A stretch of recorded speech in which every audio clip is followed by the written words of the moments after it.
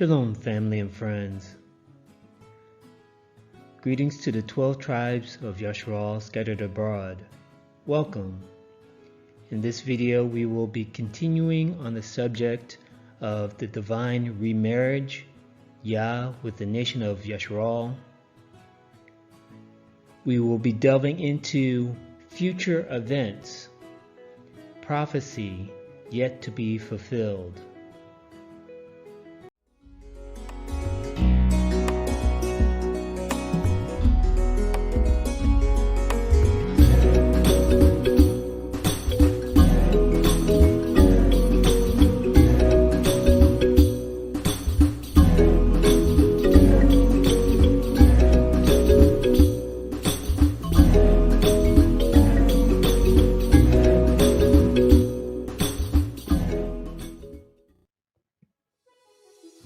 Previously, we looked at the ancient Hebraic process of marriage and how Yahushua HaMashiach, as a messenger of Yah, fulfilled the agreement between the families, the ketubah, betrothal, and bride price.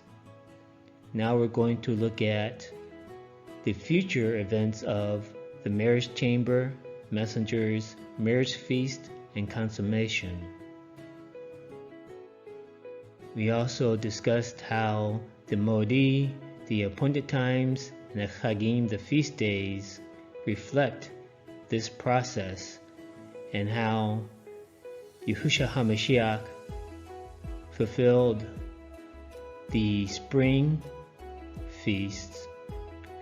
Now we're going to discuss the fall feasts and how these are connected to future events. After the man is betrothed to the woman, he goes back to his father's house and builds a room for his bride-to-be. That is the marriage chamber. Yehuchanan, or John chapter 14, "In my Father's house are many mansions. If it were not so, I would have told you. I go to prepare a place for you. And if I go and prepare a place for you, I will come again and receive you unto myself, that where I am, there you may be also." So this is matrimonial language that the Messiah is using here. That the man, the bridegroom, would go to prepare a place, to build a room in the house for his bride-to-be. Matthew chapter 24. "But of that day and hour knows no man, no, not the messengers of heaven, but my Father only." So in this marriage process, when the bridegroom, the husband-to-be, builds a room for his future bride, the father inspects the room that his son builds for his wife. And when the father says, "Okay, the room is good, the room is complete," then he gives permission for his son to go and send the messengers to bring his bride to his house. So we see here that only the father knows the day and the hour, because it's the father who gives permission to the son for the son to retrieve his wife. Chazon, or Revelation chapter 21. "And he carried me away in the spirit to a great and high mountain, and showed me that great city, the holy Jerusalem, descending out of heaven from Elohim, having the esteem of Elohim, and her light was like unto a stone most precious, even like a jasper stone clear as crystal, and had a wall great and high, and had 12 gates, and at the gates 12 messengers, and names written thereon, which are the names of the 12 tribes of the children of Yasharal. On the east 3 gates, on the north 3 gates, on the south 3 gates, and on the west 3 gates.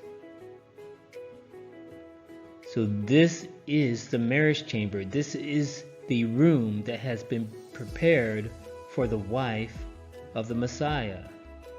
This is the room that the Messiah has built for his bride being the nation of Yasharal.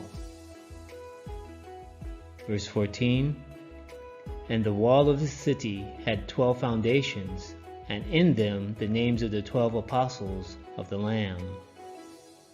We go to Matthew chapter 19. Then answered Kepha and said unto him, Behold, we have forsaken all, and followed you. What shall we have therefore? And Yahushua said unto them, Verily I say unto you, that you which have followed me in the regeneration of what? The regeneration of the nation of Yasharal. When the Son of Man shall sit in the throne of his esteem, you also shall sit upon 12 thrones, judging the 12 tribes of Yasharal. We see the concern is with the nation of Yasharal. This may seem very different than Christian dogma, where the focus is on all people, all the world, all nations, but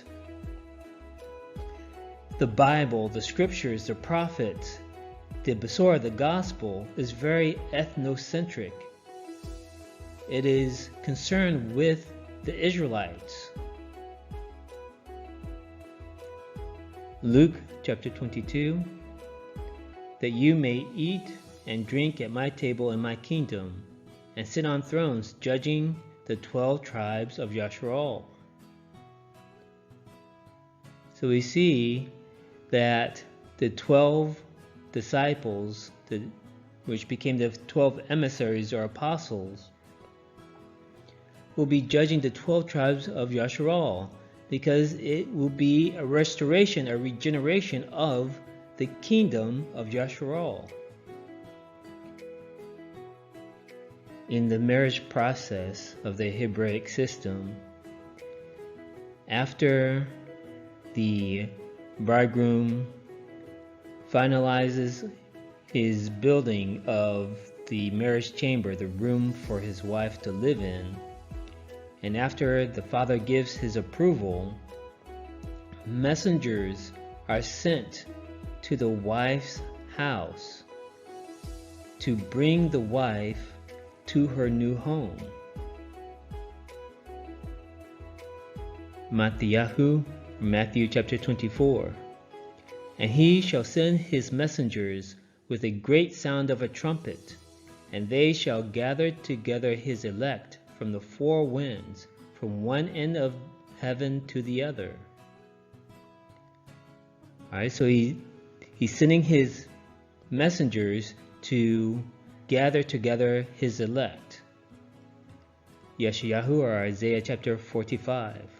For Jacob my servant's sake, and Yasharal mine elect, I have even called you by your name. I have surnamed you, though you have not known me. So Yasharal is the elect of Yah. 1 Thessalonians chapter 4. For the Master himself shall descend from heaven with a shout, with the voice of the archangel, or the chief messenger, and with the trump of Elohim, and the dead in Mashiach shall rise first. Then we which are alive and remain shall be caught up together with them in the clouds to meet the Master in the air, and so shall we ever be with the Master. So we see that the messengers are sent to gather the bride being the nation of Yasharal. Now we see in Matthew the sound of a trumpet, and in Thessalonians with a shout. We see that this has some connection with Yom Teruah, or the day of trumpets, or the day of shouting. After the messengers are sent to bring the bride to her new home, there is a marriage feast, and that marriage feast, according to Hebraic tradition, lasts 7 days. At that marriage feast, the father supplies the guest to the marriage feast with white linen garments. So they come to the marriage feast with the white linen garments that are provided by the father of the bridegroom. Now, in ancient Israel, the season of marriage was during the Chag, or Feast of Sukkot. Sukkot was 7 days, celebrated in Jerusalem, and this was the season of marriage. Revelation chapter 7. After this I beheld, and lo, a great multitude, which no man could number, of all nations and kindreds and people and tongues, stood before the throne and before the Lamb, clothed with white robes and palms in their hands. So who is this great multitude? So this is after the counting of the 144,000. Then there is this appearance of this great multitude. Let's go to Bereshit, or Genesis chapter 48. The messenger which redeemed me from all evil, bless the lads, and let my name be named on them, and the name of my fathers Abraham and Yitzchak, and let them grow into a multitude in the midst of the earth. So this is Father Jacob, or Israel, giving a blessing to Manasseh and Ephraim.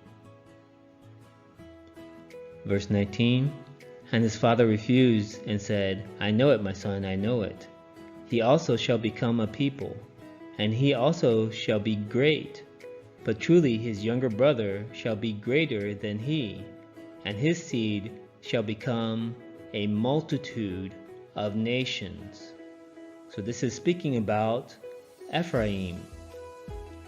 So we see that this great multitude, which no man could number, of all nations, is Ephraim. Now Ephraim was the largest tribe in the house of Yasharal, and the house of Yasharal was scattered among the nations. So now we see a gathering of the house of Yasharal being led by the tribe of Ephraim, coming out of all nations and kindreds and peoples and tongues. So this is speaking about a great multitude of Israelites. These Israelites will be clothed with white robes. Matthew chapter 22. The kingdom of heaven is like unto a certain king, which made a marriage for his son. Verse 11. And when the king came in to see the guests, he saw there a man which had not on a wedding garment. So that wedding garment is that white linen garment that the father provides for the wedding guests. So this particular guest, for some reason, refused to wear the white robe that was provided for him. And he said unto him, Friend, how came you in here not having a wedding garment?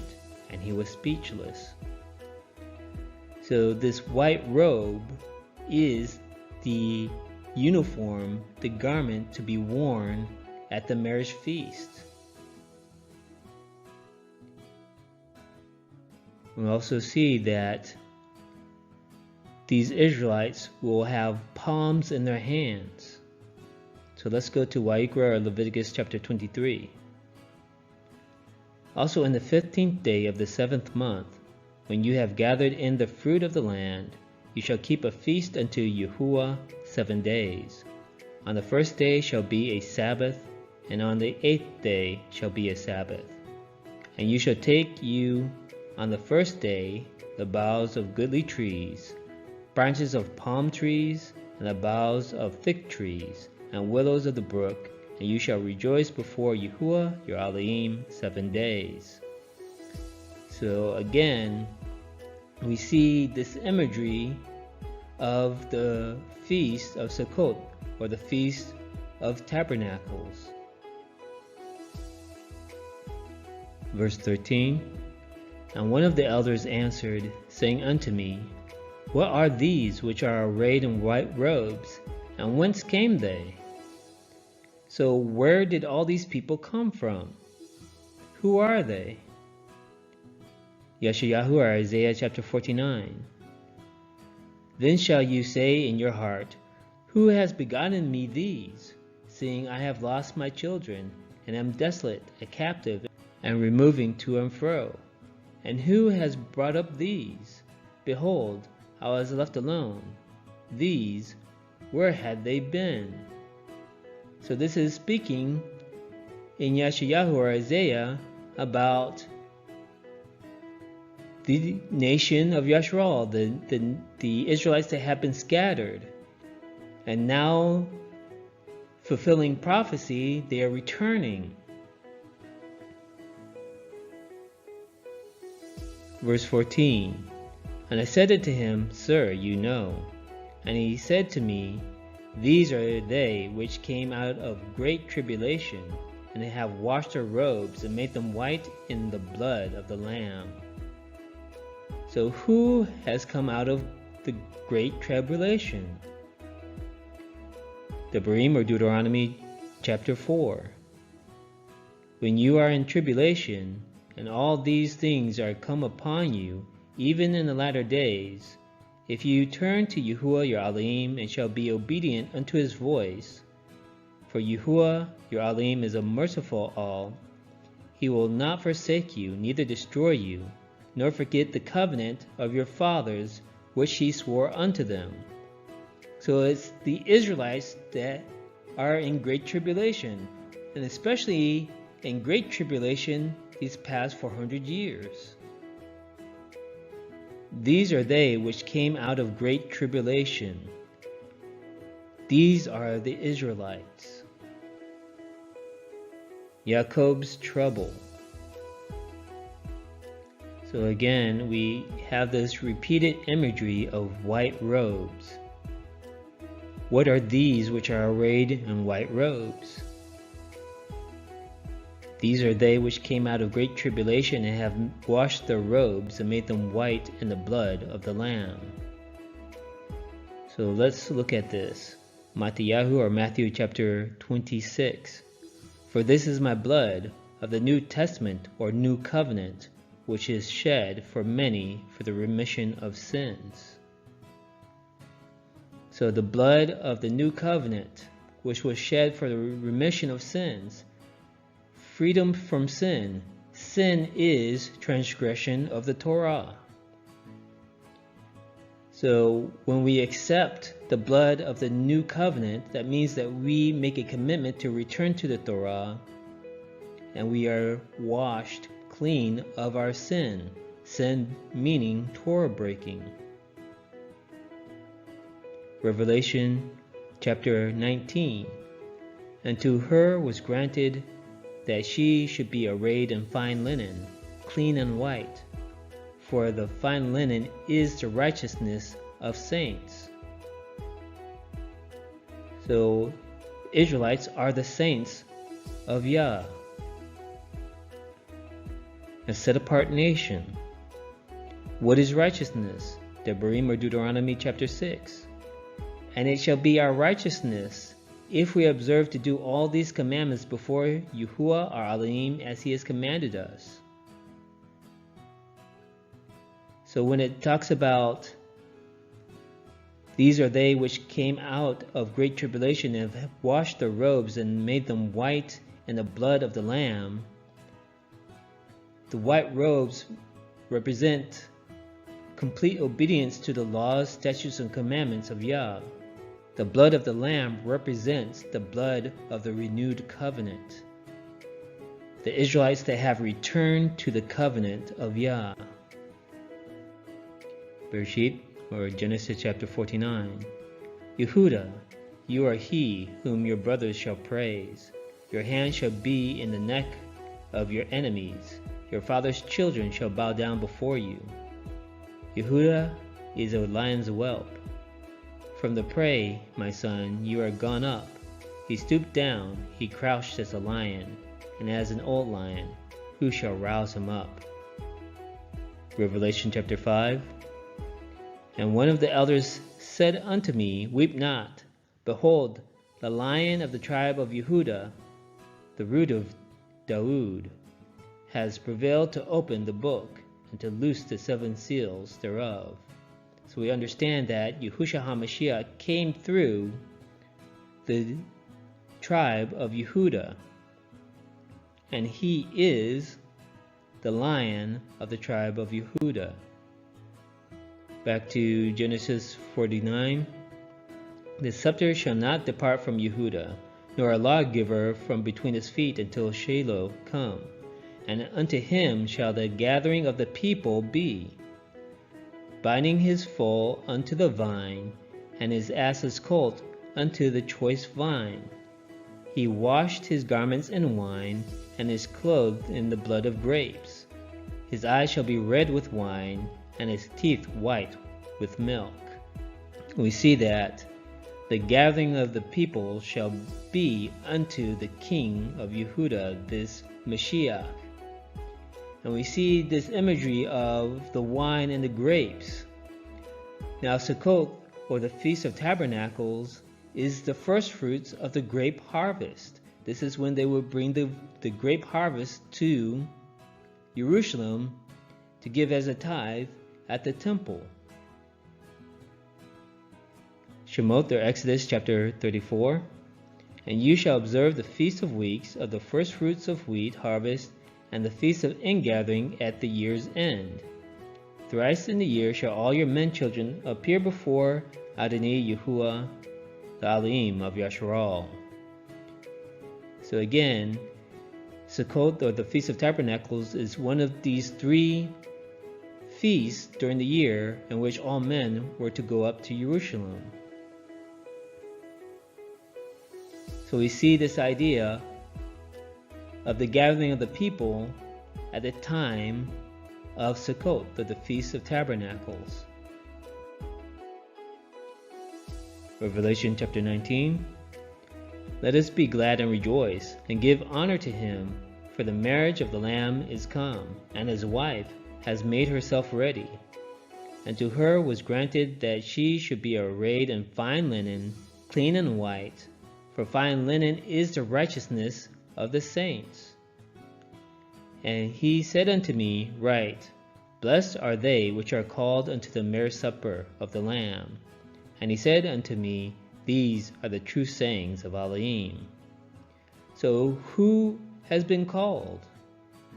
The nation of Yasharal has been called.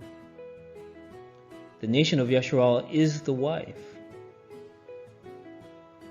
And he will send his messengers to gather his people, his wife, to the marriage supper. So we must make ourselves ready. We see that she made herself ready, and she was arrayed in fine linen, clean and white,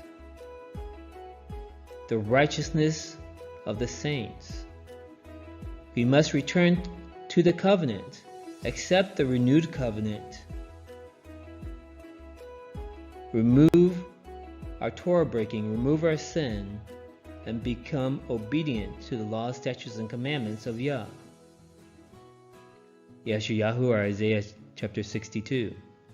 You shall no more be termed forsaken, neither shall your land any more be termed desolate, but you shall be called Hephzibah, my delight is in her, and your land Beulah, or lady, for Yahuwah delights in you, and you shall be married. For as a young man marries a virgin, so shall your sons marry you, and as the bridegroom rejoices over the bride, so shall your Alim rejoice over you. So again, this is speaking about the nation of Yasharal. The nation of Yasharal is the nation that will be gathered and married. Revelation chapter 21. And I, Yehochanan, saw the set-apart city, New Jerusalem, coming down from Alim out of heaven, prepared as a bride adorned for her husband. And there came unto me one of the 7 messengers, which had the 7 vials full of the 7 last plagues, and talked with me, saying, Come here, I will show you the bride, the Lamb's wife. So remember when it talked about the messengers will be sent and to gather the people, to gather the Israelites from the 4 corners of the earth, and we will meet him in the air. It's totally different than the idea of the rapture. We're not being gathered to go up in the clouds and disappear. No, we're being gathered to enter back into the land that was given to our fathers. So the final step in the process of Hebraic marriage is the consummation, where the husband and the wife lay down together, and traditionally, according to Hebraic custom, they would lay down on a sheet, assuming that the woman is a virgin. And when the husband goes into his wife, the blood of the covenant is spilled on that sheet, and that sheet is given to the wife's parents as proof of her virginity. Revelation chapter 22. And he showed me a pure river of water of life, clear as crystal, proceeding out of the throne of Alim and of the Lamb. In the midst of the street of it, and on either side of the river, was there the tree of life, which bare 12 manner of fruits, and yielded her fruit every month, and the leaves of the tree were for the healing of the nations. So we see this river of life flowing from the throne of the Lamb, from the throne of the Mashiach, from New Jerusalem. Yeshayahu or Isaiah chapter 2. And many people shall go and say, Come you, let us go up to the mountain of Yahuwah, to the house of the Alim of Jacob, and he will teach us of his ways, and we will walk in his paths. For out of Zion shall go forth the Torah, and the word of Yahuwah from Jerusalem. So again, this water of life is the Torah. The Torah is life, which goes totally against Christian doctrine that says the Torah is a burden, the Torah is done away with. No, this is not the teaching of the scripture. This is not the teaching of the Mashiach. Micah chapter 4. And many nations shall come and say, Come, and let us go up to the mountain of Yahuwah, and to the house of the Alim of Jacob, and he will teach us of his ways, and we will walk in his paths, for the Torah shall go forth of Zion, and the word of Yahuwah from Jerusalem.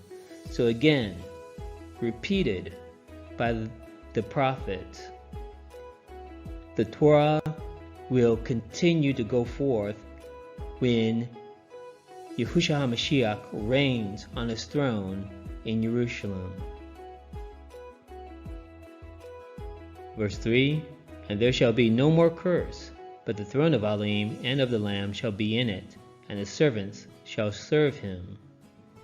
So who are the servants of Yah? The nation of Yasharal. So there shall be no more curse.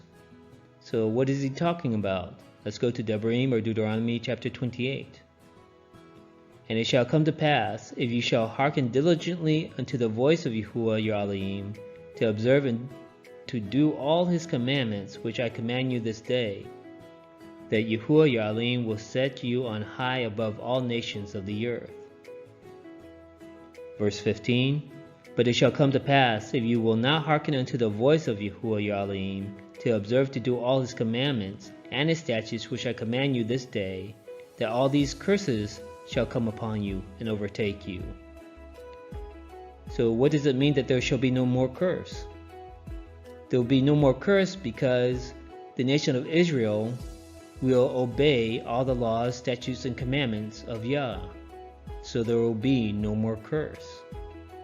And again, it says his servants shall serve him. So that the Israelites will serve him. There will be no more rebellion. Verse 4, and they shall see his face, and his name shall be in their foreheads. So let's look at Yirmiyahu or Jeremiah chapter 31. But this shall be the covenant that I will make with the house of Yasharal after those days, says Yahuwah. I will put my Torah in their inward parts and write it in their hearts, and will be their alim, and they shall be my people.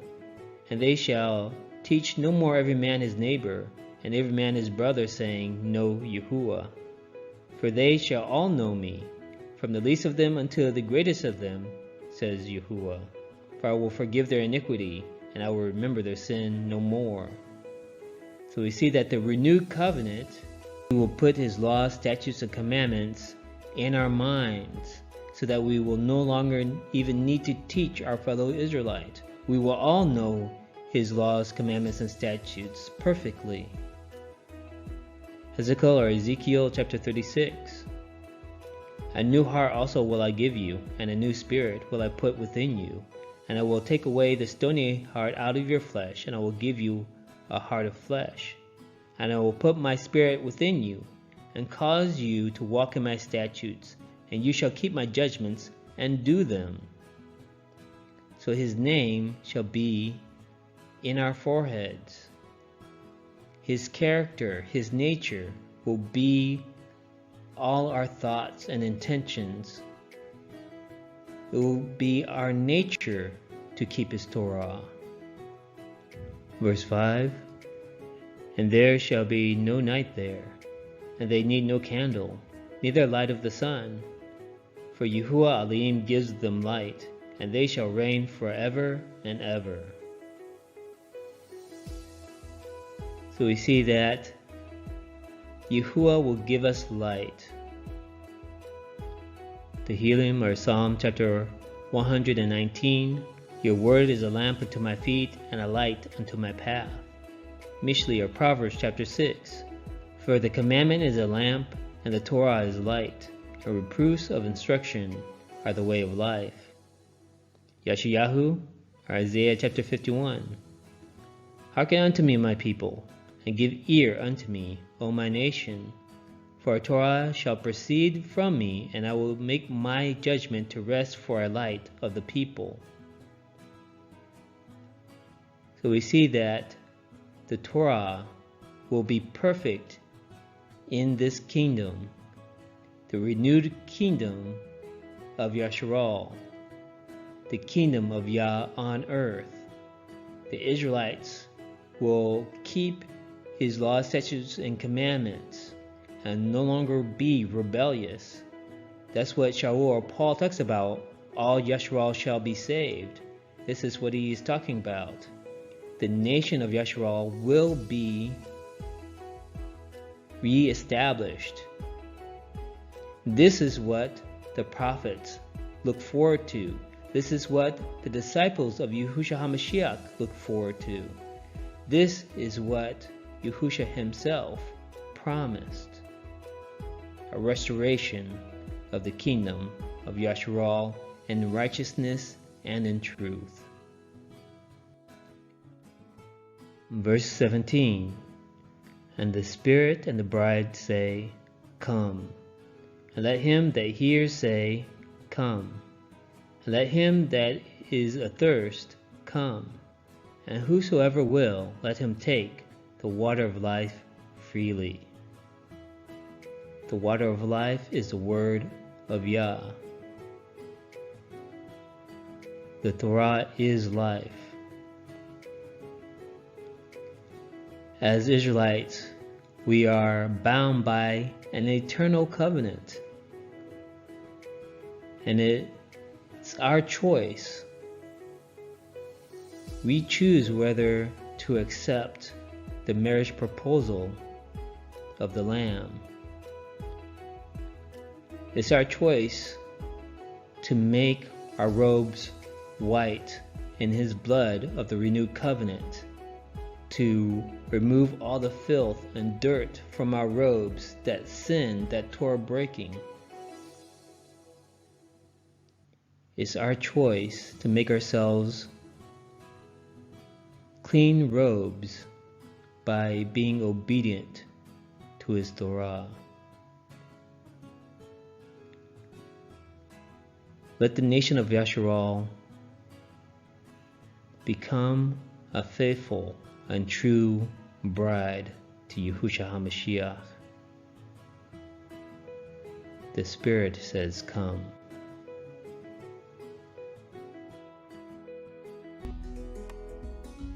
Fear Elohim and keep His commandments, for this is the whole duty of man.